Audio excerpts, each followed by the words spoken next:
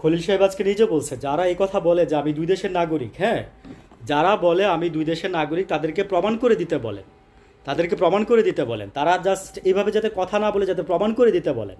তা আমি এই কথাটা অনেক আগে বলছি যে খলিল সাহেবের এই কথাটা প্রমাণ করে দেন না কেন আপনারা? কেন আপনাদের কাছে কি মানে কালকে খালেদ মহিউদ্দিন ভাইয়ের সাথে আপনার এই যে শফিকুল আলম সাহেব অনেকক্ষণ কথা বলছে, বর্তমান সরকারের মানে বর্তমান সরকারের প্রেস সচিব শফিকুল আলম ভাই অনেকক্ষণ কথা বলছে, 1 ঘন্টা কথা বলছে, আমি কথাগুলো শুনছি। তো আমরা নাকি যে বললাম না যে এই আমরা দেখেন মানে আরও প্রপাগান্ডা আমি বলি, আমরা ইন্ডিয়ার বন্দর দিয়ে দিচ্ছি, হ্যাঁ, আমরা নাকি আমেরিকার বন্দর বন্দর দিয়ে দিচ্ছি। ভাই বন্দর তো আমরা দিচ্ছি না। আমি এখানে বলি মানে জাস্ট মানে ভালো জিনিসের মধ্যে প্যাঁচ লাগাই দেওয়াটাই হচ্ছে মানে মানে কি বলবো যে মুনাফিকের কাজ।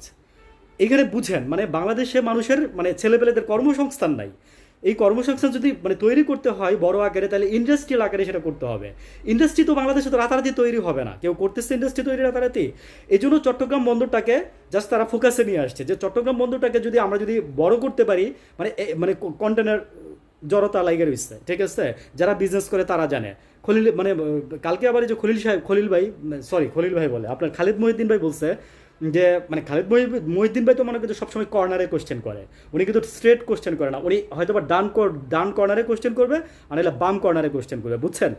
এমনিতে খারাপ না, কিন্তু ওনার একটা এজেন্ডা আছে সেটা আমি জানি। যাক, বললাম না কিছু আজকে।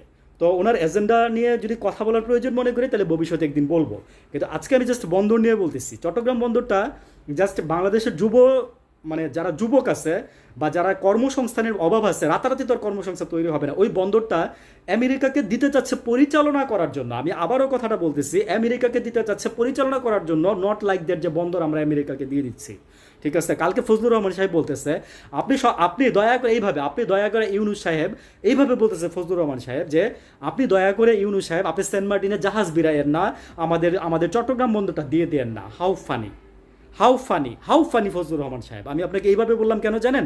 আপনি নাকি আবার খালেদা জিয়ার উপদেশটা, আপনি খালেদা জিয়ার কি উপদেশ দেন আমি জানি না কিছু।